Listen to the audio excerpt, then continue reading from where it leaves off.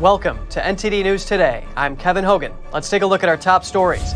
President Biden announcing a potential new economic strategy for allies in and around Asia. But is China invited? And the president reiterated the United States' commitment to Taiwan. Biden says the U.S. will stand with other nations to prevent an attack from China. And the nation's top defense official addressing cadets graduating from West Point. In his warning, he urged them to prepare for future wars between superpowers, especially Russia and China.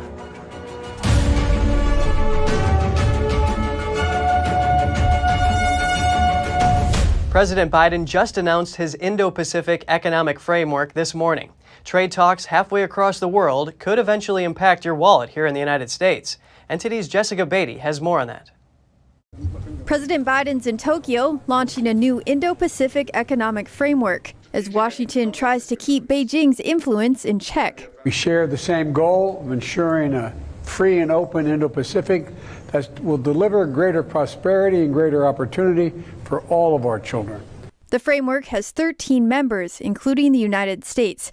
Together, they represent 40% of global gross domestic product. The new group does not include China or Taiwan. Ahead of the launch, China's foreign minister accused the U.S. of trying to contain Beijing. In response, National Security Advisor Jake Sullivan told reporters that other countries can join in the future. He said the group is not a security arrangement, it'll mostly deal with economic policies.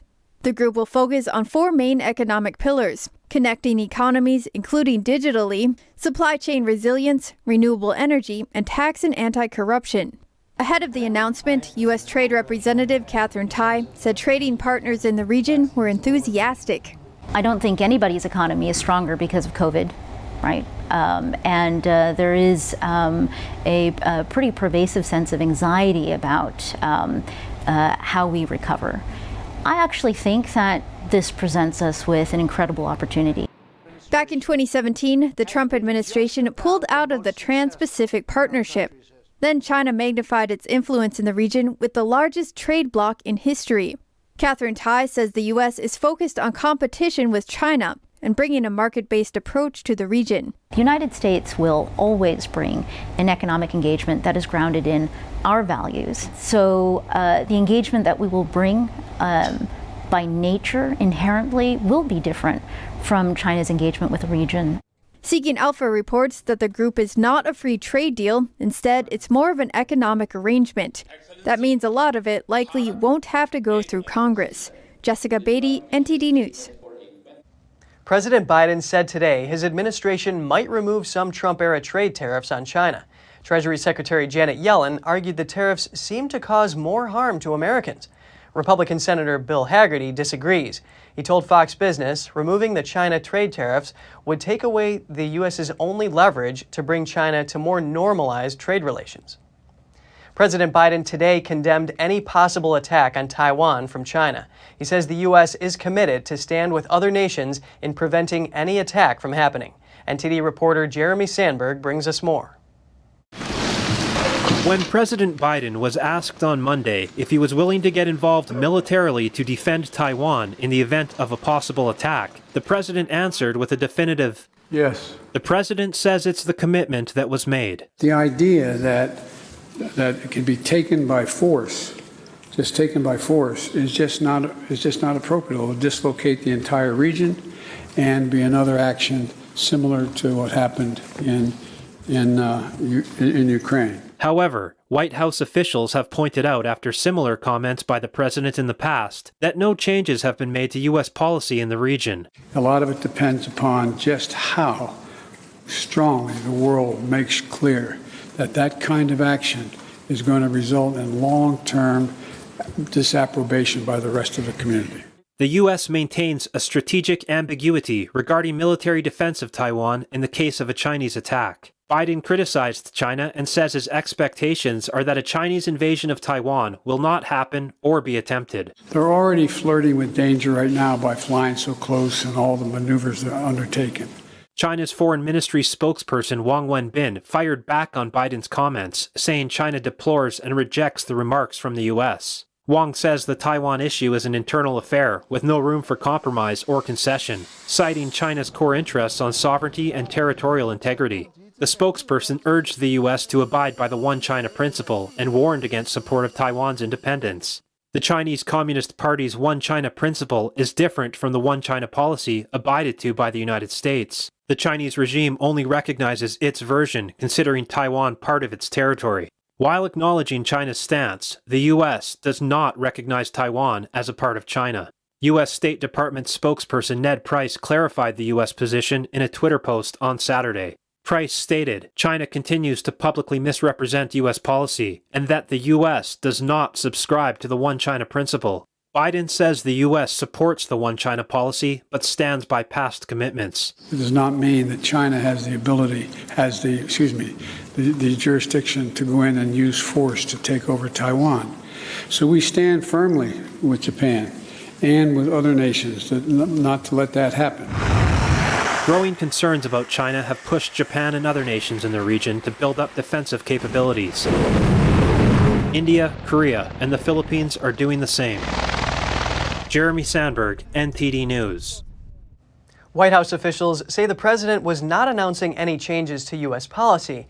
They say what Biden meant was that in the event of an attack from China, military equipment, not troops, would be sent to Taiwan. Similar comments made by Biden were also dismissed by White House officials in October. Biden and his aides have had to clarify his remarks regarding Taiwan at least 4 times last year. Top U.S. General Mark Milley has a message for the next generation of military leaders. He spoke Saturday to graduating cadets at the U.S. Military Academy at West Point. There, he challenged the graduates to prepare America's military to fight future wars in a world that he says is becoming more unstable. In an address to West Point graduating cadets, General Mark Milley cautioned about looming threats from Russia and China. We are facing right now 2 global powers, China and Russia, each with significant military capabilities, and both who fully intend to change the current rules-based order. As chairman of the U.S. Joint Chiefs of Staff, he warned of potential conflicts between great powers worldwide. He cited Russia's aggression in Ukraine and tensions in Asia and the Middle East. And a rapidly rising China as a great power with a revisionist foreign policy, backed up with an increasing capable military.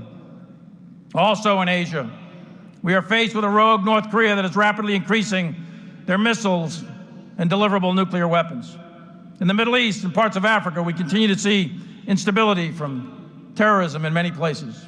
According to a threat assessment report from the Office of the Director of National Intelligence, the Chinese Communist regime has been building hundreds of new intercontinental ballistic missile silos.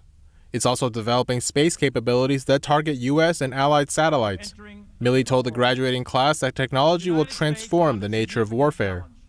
You'll be fighting with robotic tanks and ships and airplanes. We've witnessed a revolution in lethality and precision munitions. What was once the exclusive province of the United States military is now available to most nation states with the money and will to acquire them. According to Milley, artificial intelligence is driving the most profound changes in human history. And he says the CCP has taken advantage of this shift by including AI in its strategic development goals.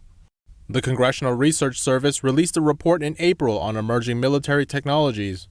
The document says Beijing is boosting the use of artificial intelligence in a variety of ways, including cyber operations and autonomous military vehicles. Milley urged the young cadets to prepare for a future that differs greatly from the past. Australia's new Prime Minister, Anthony Albanese, says the country's relationship with China will remain difficult. That's in his first press conference at Parliament House after assuming office. Here's that story. I, Anthony Norman Albanese. Australia's new Prime Minister Anthony Albanese will soon meet with leaders of the Quad countries in Tokyo on Tuesday. Although votes from Saturday's election are still being counted and some seats have yet to be decided, Albanese and several key ministers were sworn in ahead of the Quad meeting, with officials from the United States, Japan, and India. Backed by newly minted Deputy Leader Richard Marles, Foreign Minister Penny Wong, Treasurer Jim Chalmers, and Finance Minister Katie Gallagher, Albanese held his first press conference as Prime Minister on Monday.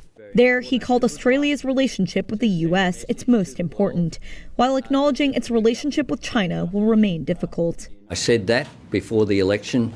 That has not changed. It is China that has changed, not Australia.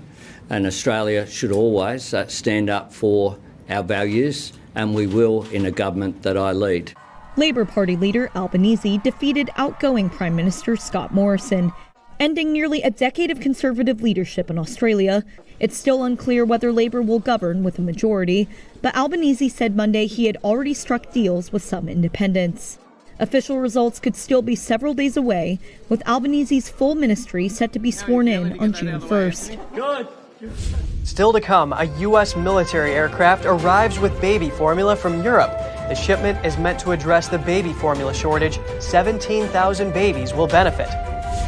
And 4 states are holding primary elections tomorrow. We take a look at favorite candidates. We'll have more for you in just a moment here on NTD News.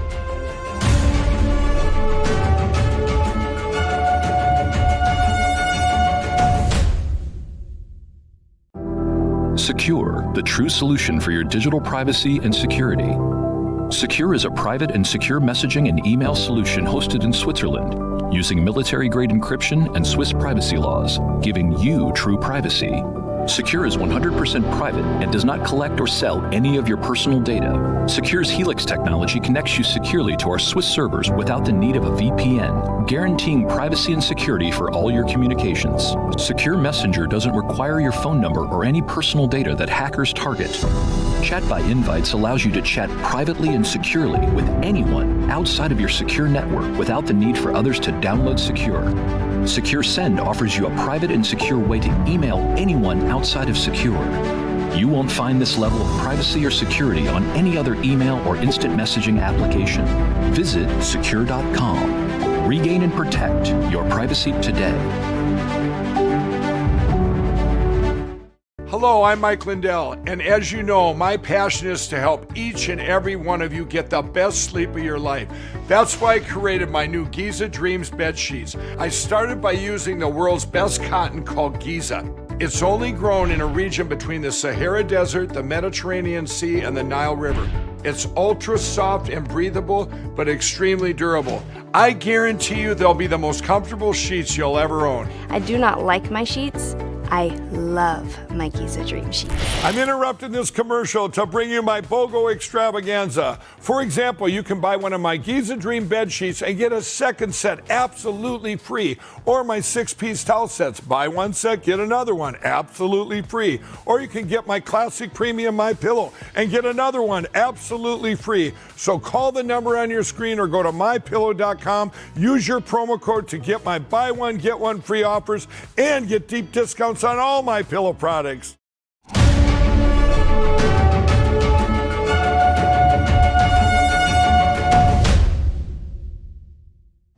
President Biden made his first comments about the monkeypox virus while boarding a flight to Tokyo after visiting troops in South Korea. At least 2 people in the U.S. have been infected. What have your health advisors told you your level of concern should be about monkeypox and the cases that are in the United States and around the world? Well, they haven't told me the level of exposure yet, but it is something that everybody should be concerned about. We're working on it hard to figure out what we do and what vaccine, if any, may be available for it. But National Security Advisor Jake Sullivan told reporters that the United States does have a supply of vaccine that is relevant to treating monkeypox. Monkeypox is rarely identified outside of Africa, but as of Friday, there were 80 confirmed cases worldwide. There are another 50 suspected cases in the U.S. Although the disease belongs to the same virus family as smallpox, its symptoms are milder. People usually recover within 2 to 4 weeks without needing to be hospitalized, but the disease is occasionally deadly. In response, Belgium has become the first country in the world to require a quarantine for those who contract the virus. Individuals there have to self-isolate for 21 days. Help has arrived. A military cargo plane carrying the first shipment of baby formula from Europe landed in Indianapolis on Sunday. It's to help address a critical shortage in the United States. A massive shipment of roughly 39 tons of baby formula landed in the U.S. city of Indianapolis on a military aircraft Sunday. arriving from Germany as the White House tries to address the critical shortage. They also announced that a second flight had been arranged. Megan Gendig, mother of a 7-month-old infant with a dairy allergy, said the delivery was a big relief. They're lifesavers to so many children and so many parents, and I'm sure that not only babies are going to be able to go to sleep comfortably tonight because their parents are going to know that they actually have the food to be able to provide to them in the next few days. Agriculture Secretary Tom Vilsack, who greeted the plane, said around 17,000 children will benefit from this batch of formula. In February, a recall by top baby formula maker Abbott Laboratories said the closing of its manufacturing plant in Michigan has created one of the biggest baby formula shortages in recent history for US families. Dr. Emily Webb says she's working with the community to deliver the goods. These families and these children need these formulas to grow and thrive just every day. And so to see this kind of urgency and action is really, really special. And we wanted to be here to make sure that, to see it all coming off the plane, knowing that we're going to be working with our community partners to get it into the hands of families, just really uplifting. US President Joe Biden's administration is seeking to put over 1 million containers of Nestle baby formula on empty shelves. Last week, President Biden invoked the Cold War-era Defense Production Act to help increase supplies. 4 states, Georgia, Alabama, Arkansas, and Texas, will hold their primary elections on Tuesday.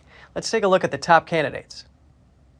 In Georgia, Trump-endorsed former Senator David Perdue is challenging incumbent Governor Brian Kemp in the Republican gubernatorial primary. The winner will face Democrat Stacey Abrams, who lost against Kemp in a tight race back in 2018. In the GOP Senate primary race, Heisman Trophy winner Herschel Walker is ahead in the polls. He, too, was endorsed by former President Trump and is facing off against 5 opponents.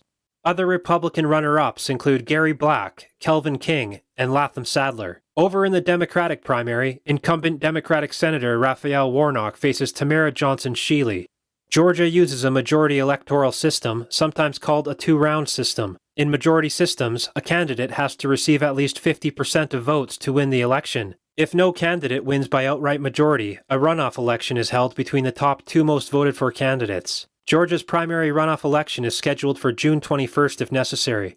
In Alabama, a Senate seat is vacant due to Republican Representative Richard Shelby's retirement. Leading the polls on the Republican side is Katie Britt, Shelby's former chief of staff, and war veteran Michael Durant. Other candidates include Lily Bodie, Carla Dupriest, Jake Schaefer, and Mo Brooks. Former President Donald Trump endorsed Brooks at first, but has since retracted his support. Will Boyd, Brandon Dean, and Lanny Jackson are competing on the Democratic side. Alabama's primary runoff is also scheduled for June 21st, if it's needed.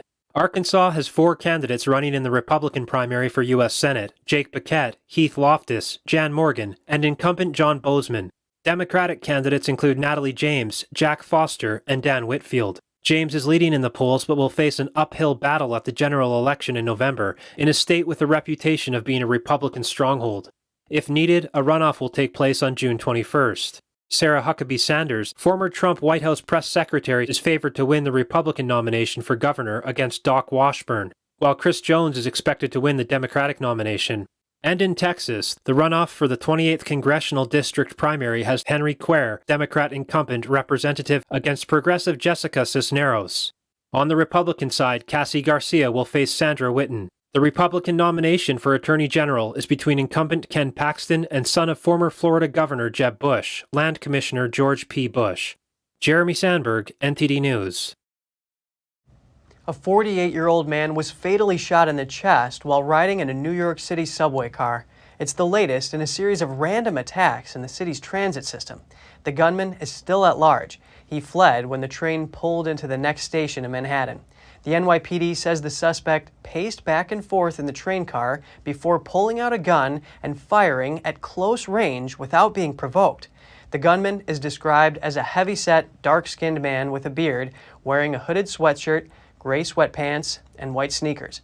Police said the suspect and the victim were not acquainted and had not interacted before the attack. The victim was pronounced dead at a hospital shortly after the shooting on Sunday. A passenger bus on Sunday rolled over on its side while traveling on a Maryland highway. The bus was carrying 47 people. Dozens sustained minor injuries. The Megabus set off from New York City and was on its way to Washington, D.C. It crashed around 7 a.m. 27 people were injured. 15 of them, including the bus driver, were taken to local hospitals. Responders lifted the bus upright by 9 a.m. Megabus did not comment on the cause of the accident, but is investigating. A company spokesman told the Associated Press that their top priority is the safety of their customers and employees. A worker for a local garage said that a tire was mostly ripped off, likely because of the way the bus landed in the ravine. No other vehicles were involved in the crash.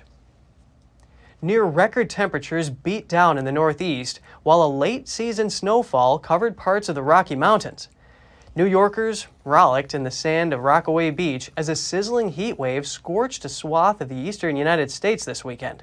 It pushed temperatures in New York and Boston to near record highs, but the early summer heat hit the east just as a late snowfall fell in the west. A separate weather system is pushing cold air south into Colorado. Flurries blanketed Denver and left thousands without power, according to local media.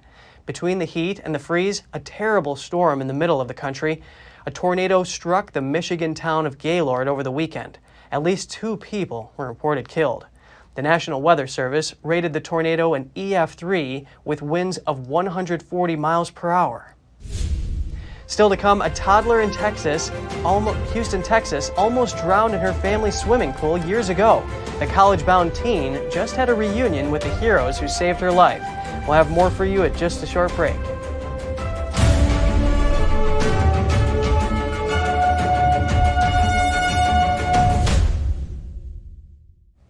A teenager from Houston, Texas nearly lost her life as a young child, but thanks to rescue efforts from the Houston Fire Department, she's now making plans for college. Here's more. High school senior Kennedy Gilmore from Houston, Texas just had an emotional reunion with the heroes who saved her life. When Gilmore was just 1.5 years old, she wandered into her family's swimming pool and almost drowned. So Hurricane Rita had come through, and Rita and Katrina, but Rita had a lot of winds and blew our back door. Our back door wasn't closing correctly. EMTs Aldo Ramos and his partner from the Houston Fire Department arrived in time and performed CPR on the toddler, saving her life. Gilmore says she is thankful to them because she once met a victim of pool drowning who became disabled after being revived. Just express my gratitude for what they've done for me. The college-bound teen says she's not only grateful but also inspired to protect others. I'm a camp counselor and then I'm also a lifeguard, and I'm just make sure that they get to have their fun while making sure they stay safe. Officials emphasize caution as summer approaches and suggest people should be careful with children in swimming pools. It is very unfortunate that we see these incidents. However, we do just want to reiterate, take swim lessons, learn your CPR, and also just be mindful of your children and those who don't know how to swim. In 2021, Houston topped Texas in the number of child drownings. The CDC reports that more children ages 1 to 4 died from drowning than from any other cause of death except birth defects. NTD News, Texas. If you've been feeling weighed down, now is the time for a little spring tune-up to give you that sunny glow. Here's Gina Marie, who brings us Strong Mind and Body.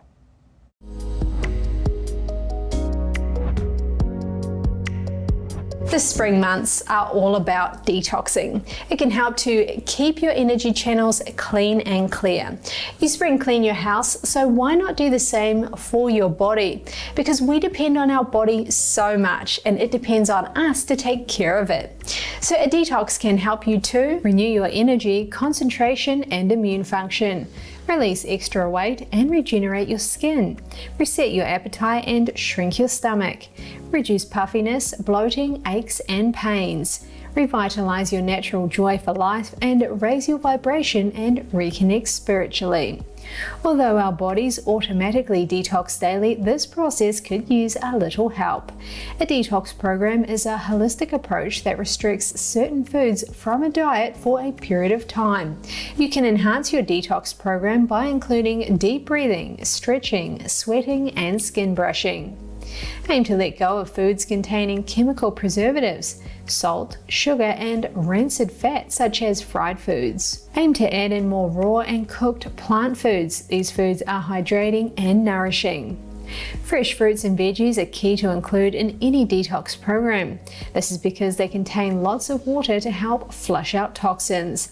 They also contain phytonutrients and detoxing enzymes. Green juices made with about 50% greens, fruits and veggies are a great source of sodium, potassium and magnesium.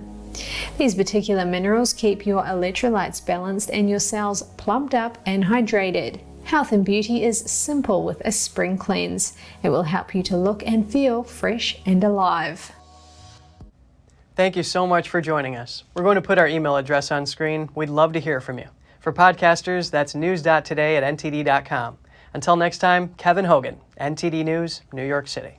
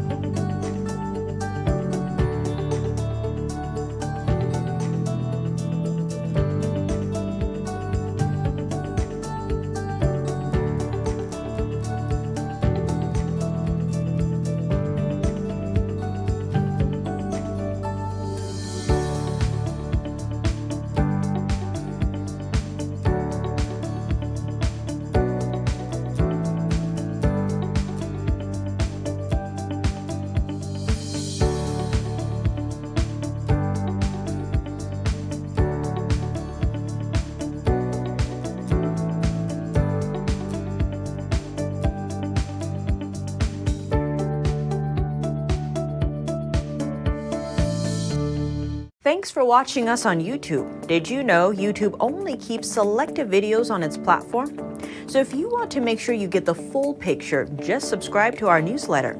Go to newsletter.ntd.com and sign up. It's free.